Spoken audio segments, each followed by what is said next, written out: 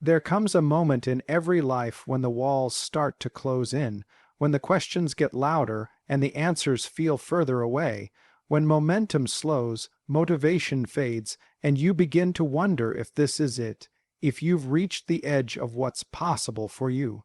It doesn't matter who you are, how much you've accomplished, or how hard you've worked. Feeling stuck is something we all face. But here's the truth most people will never tell you: being stuck is not a permanent condition. It's a signal that something within you is ready to evolve, that the life you've been living is too small for the person you're becoming, and the key to breaking free, it's not found in waiting, it's not found in blaming, it's not found in hoping someone will come and change it all for you. The key is already in your hands. It begins with a shift in the way you think, the way you move, the way you own your reality. It begins when you decide, fully, completely, and unapologetically, that you're no longer available for the version of life that keeps you silent, stuck, or small. Because the moment you decide to step forward, everything changes. The fog starts to lift, the path begins to appear, and the power that felt lost returns with force. This is the moment where you stop asking, "When will life change?" and start declaring, "It changes now, because I do." The mind is the most powerful force you possess. It is not your circumstance, your education, your family, or your background that determines where you go in life. It is the images and beliefs you hold in your own mind. The world outside is only a reflection of the world inside. Every step you take, every decision you make, every action that leads to either success or failure begins first in the unseen world of thought. Thought is the seed, belief is the soil, action is the harvest. If you believe you are stuck, you will remain stuck. If you believe you are capable of movement, then even the heaviest chains will begin to loosen around your feet. The subconscious mind accepts whatever you impress upon it. It cannot distinguish between truth and falsehood. It only takes what you repeatedly tell it and builds your reality around that framework. If you continually feed your mind with images of defeat, with stories of limitation, with memories of past failure, then your mind, acting like a loyal servant, will build walls where there were once doors. It will hide solutions behind the veil of fear and keep you shackled by invisible chains. But if you feed your mind with ideas of growth, if you nourish it with visions of strength and success, if you continuously affirm that you are moving forward, then the same mind will become your greatest ally. It will begin to recognize patterns, see opportunities, and attract the people and conditions necessary for your advancement. This is not wishful thinking. It is the blueprint of every person who has broken free from stagnation and risen to greatness. They did not wait for external permission. They began by mastering the inner dialogue. They became the architects of their inner world long before the outer world shifted. And the truth is, the outer world has no choice but to reflect what is consistently believed and felt within. That is the law. That is the truth that has liberated men and women across centuries. When you believe differently, you begin to see differently, and when you see differently, you act differently. The path forward becomes clearer. The fog begins to lift. What once looked like a wall becomes a door. You must understand that you are not your past. You are not your failures. You are not your doubts. Those are temporary states of mind, not permanent identities. And just as a sculptor chips away at a block of marble to reveal a masterpiece, you must chip away at the false beliefs that conceal your true potential. Every time you replace a negative thought with a vision of possibility, every time you push back against the voice of limitation with a voice of power, you are reshaping the structure of your mind, and in doing so, you are reshaping the structure of your life. The difference between those who move forward and those who remain stuck lies in the belief of possibility. Some hear a challenge and immediately think, "I can't." Others, hearing the same challenge, say, "How can I?" That small difference in thought changes everything. One closes doors, the other begins a search, and in the process of that search, the path reveals itself. Life begins to respond to the energy you project. The mind is not just a receiver, it is a transmitter. It sends signals into the field of possibility, and those signals attract people, circumstances, and resources aligned with their frequency. This is not about pretending that problems don't exist. It is about refusing to let those problems define you. You may feel stuck, but you are not cemented. You are not trapped unless you believe the walls around you are real. Many of those walls are mental. They are inherited beliefs from others. They are opinions you adopted as facts. They are the result of repetition, not truth. And anything learned through repetition can be unlearned and rewritten. Your mind is the most flexible, most adaptive tool you have. Train it, discipline it, align it with your highest vision, and it will deliver you to the life you were meant to live. You do not need more time, more money, or more help to begin. You need a new belief, one belief that says, I can move forward from here, one belief that says, this is not the end of my story, one belief that says, if I command my mind, my circumstances will obey. You have within you right now the key to freedom.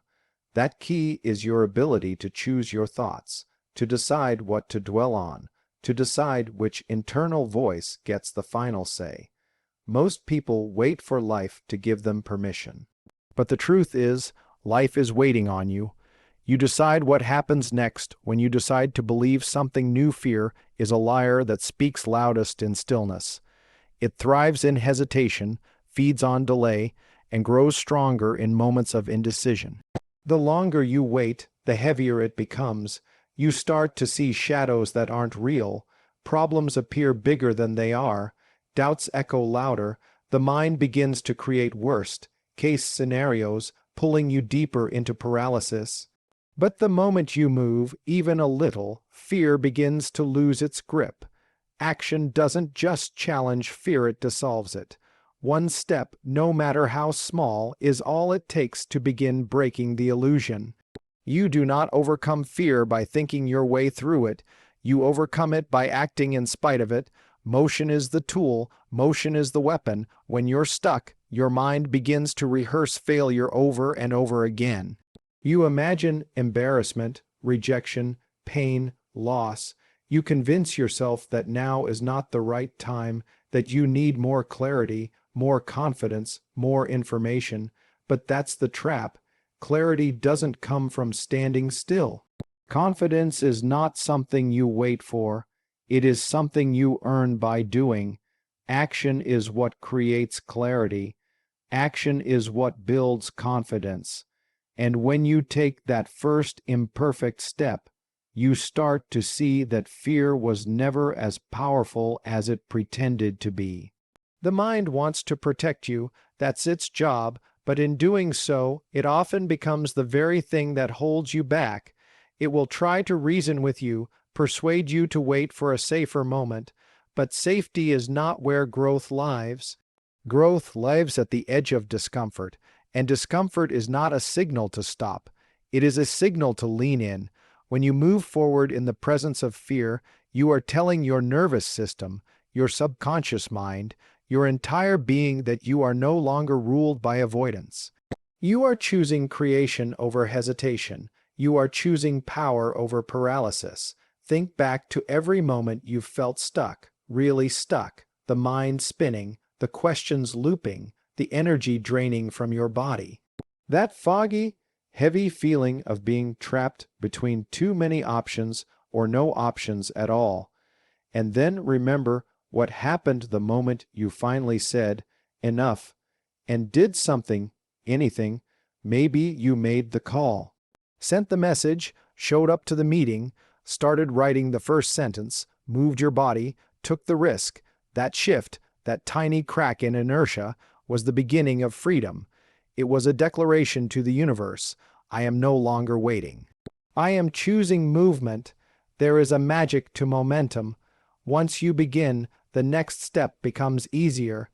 You start to see more clearly. Energy returns. Doors appear that weren't visible before. People begin to respond. Opportunities begin to rise, but none of it happens while you're stuck in your head. The power comes from movement. It doesn't matter if it's messy. It doesn't matter if it's small. It just matters that it happens. Because when you move, you change your emotional state. You interrupt the cycle of doubt. You begin to shift from fear to focus, from overthinking to execution, from stuck to unstoppable. Every person who has broken through fear did it with trembling hands and pounding hearts. The difference wasn't the absence of fear, it was their refusal to stay frozen. They understood that motion builds mastery, that action compounds, that even failure, when embraced through action, is better than standing still. Because failure teaches, failure informs, failure shows you where to go next. Stagnation teaches nothing, it only drains. The longer you wait to move, the more convincing fear becomes, the more it sounds like truth. But the moment you move, fear is exposed. You see it for what it is, a smokescreen, a whisper, a shadow pretending to be a wall. You don't need to know the whole path before you begin. You only need to take the next visible step. That's it. One action, one moment of courage. That's how you begin the process of breaking through. When the weight of stagnation feels unbearable, your job is not to figure everything out. Your job is to take motion seriously, to prioritize action over perfection, to stop negotiating with fear and start disrupting it. Fear cannot ride the same vehicle as forward motion. It falls off the moment you hit acceleration. There is a power that few people ever fully tap into, and it begins with a decision. A real decision, not a vague hope or a half-hearted wish, but a definite, unshakable commitment to a purpose so clear, so focused, that it cuts through confusion like a blade. Until you decide where you are going, life will feel like a maze. You'll drift. You'll react to circumstances. You'll start things and stop them. You'll spend energy, time, and emotion on things that don't align with who you really are. And you'll wonder why everything feels like effort. But the moment you declare your purpose with conviction, a shift occurs. Your mind aligns, your energy channels, your direction sharpens. That's the ignition switch. That's when freedom begins. Freedom is not the absence of responsibility. It's not waking up every day without a plan. That's chaos disguised as freedom. Real freedom is born when you know exactly what you're after, when your life becomes organized around a central mission that lights you up and makes sense of your struggle. With purpose, your yes becomes powerful and your no becomes clear. You stop chasing distractions. You stop living according to other people's expectations. You stop being pulled in 1,000 directions because you've chosen one. That choice gives you authority over your own life. You're no longer drifting, you're driving. Most people never define what they really want. They speak in general terms. I want to be successful. I want to be happy. I want to make money. But that's not definite. That's fog. The mind cannot organize around fog. The subconscious doesn't move into action until the target is clear. The more specific and definite your purpose, the faster your internal systems begin to support you. Ideas flow faster, focus becomes easier, decisions are made with confidence instead of hesitation, time becomes an ally, you stop wasting your days because you know what you're building. The moment you become definite in your purpose, life begins to cooperate. Purpose is not found, it is chosen. You don't wait around for lightning to strike. You decide what matters. You decide what your life will stand for. You dig through your experiences, your passions, your struggles, and your vision for what's possible, and you declare it. You put a flag in the ground. You say, "This is what I'm moving toward." And once you do, everything changes. You stop needing permission. You stop explaining yourself. You start moving with conviction. People notice that. Opportunities notice that. The world opens up for the one who knows what they want and refuses to settle for anything less. Definiteness of purpose makes you dangerous in the best way. You become immune to distractions. You become unattractive to confusion. You stop entertaining things that don't align. That kind of focus scares small minds and inspires great ones. You become magnetic. You attract people who resonate with your mission. You draw in resources, mentors, and collaborators that would have never noticed you when you were vague. The universe rewards clarity. Life responds to intent. And you don't have to get it perfect.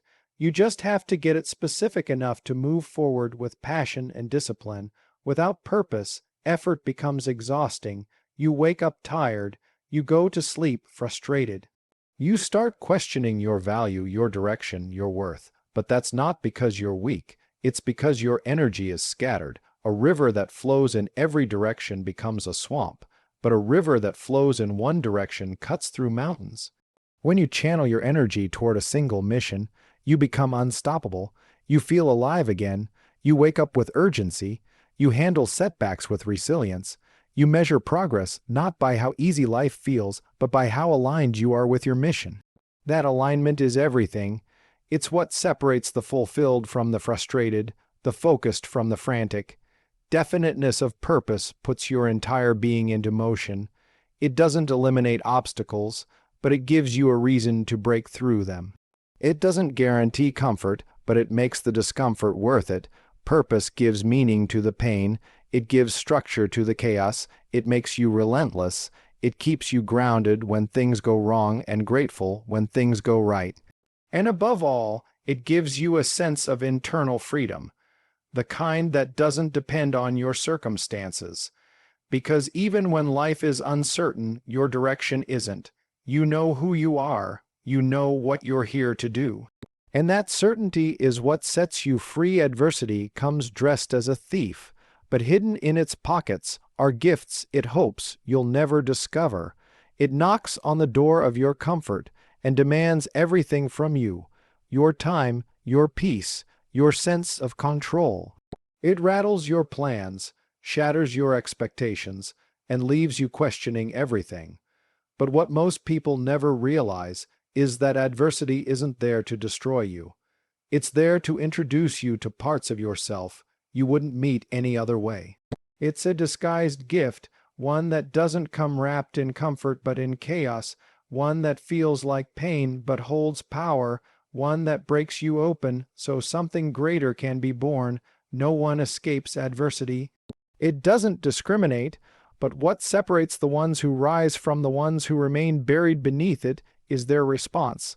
Most people resist adversity. They curse it. They try to run from it.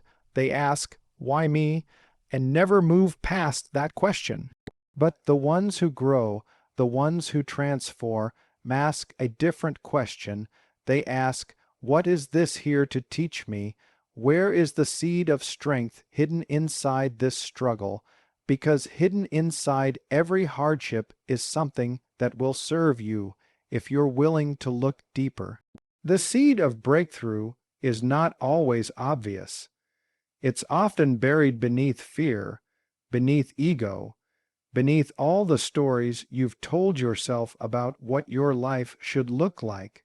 But if you stay with the discomfort long enough, if you sit with it, learn from it, let it refine you instead of define you, that seed begins to grow, and what it grows into is resilience, clarity, depth, character. These are the invisible tools of greatness, and they're rarely built in times of ease. They are forged in fire, and fire, as harsh as it feels, doesn't just burn, it purifies. It removes what's false so that only what's real remains. When life feels like it's falling apart, it may actually be falling into place. Adversity has a way of stripping away distractions. It humbles you, grounds you, and focuses you. It forces you to let go of what's not essential and discover what truly matters. It sharpens your vision. It calls you to rise. It invites you to evolve. The old version of you can't survive it. And that's the point, because the next level of your life requires a stronger, wiser, more intentional version of you. And adversity is the sculptor that shapes that version. Every setback you've faced, every heartbreak, every failure, every betrayal, every disappointment, they are not random. They are sacred tools. They hold within them lessons that can't be learned through success. Lessons about patience, about persistence, about humility, about who you really are when everything comfortable is stripped away. These lessons are not just for surviving, they are for unlocking your next chapter, but they only reveal themselves when you stop resisting and start listening, when you stop asking for the storm to end and start asking what the storm is trying to build inside you. Adversity demands growth. It doesn't give you the option to stay the same. It stretches your limits. It reveals your true priorities. It calls you to either shrink or expand. And every time you choose to expand, something remarkable happens. You develop trust, not just in life, but in yourself. You realize you've been through the fire and you're still standing. You realize that even when things don't go as planned, there's still purpose. You realize you're more adaptable, more creative, more capable than you ever imagined. That kind of realization doesn't fade, it stays with you. It becomes part of your internal armor, and that's what makes you unstoppable. The world may celebrate ease, but it respects those who have overcome. It listens to those who have walked through pain and emerged with wisdom. It follows those who have used their adversity not as a reason to quit, but as a reason to rise.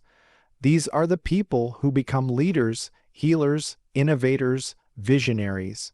Not because they had it easy, but because they didn't, because they learned how to turn breakdowns into breakthroughs, because they learned to see adversity not as the end, but as the beginning of something extraordinary. Breakthrough doesn't arrive in a straight line, it's not always comfortable, it's not always quick, but it always begins with adversity, and once you understand that, you stop fearing it, you start welcoming it, because you know that buried inside your hardest season is the very thing that will take you to your highest self. There is a single moment that defines the shift between powerlessness and power, between drifting and driving, between living at the mercy of life and commanding your future.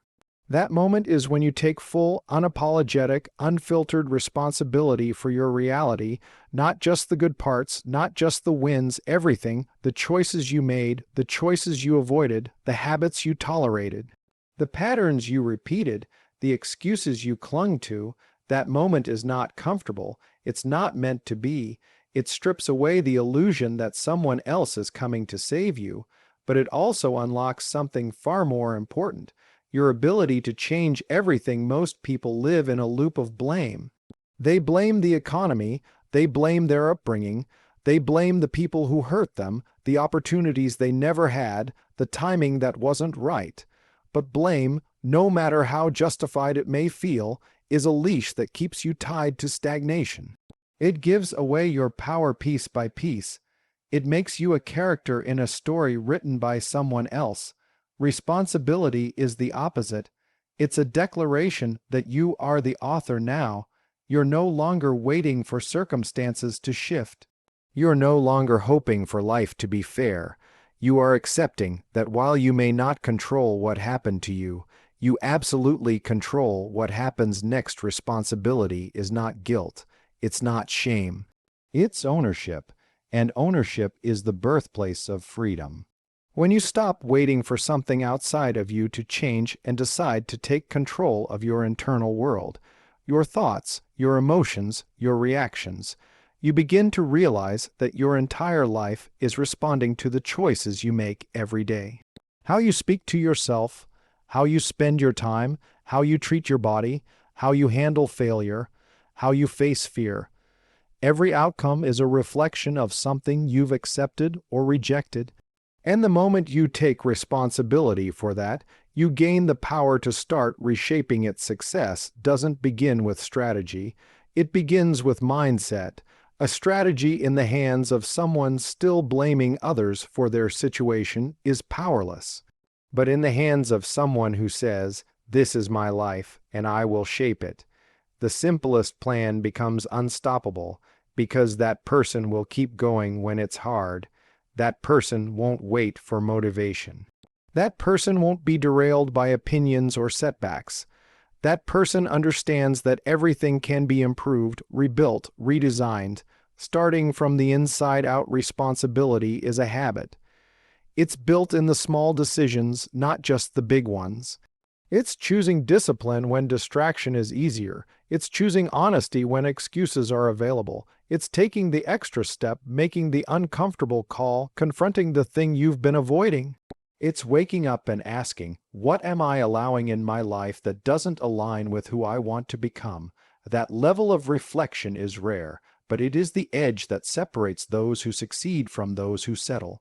People who rise are not always the smartest, the most talented, or the most connected.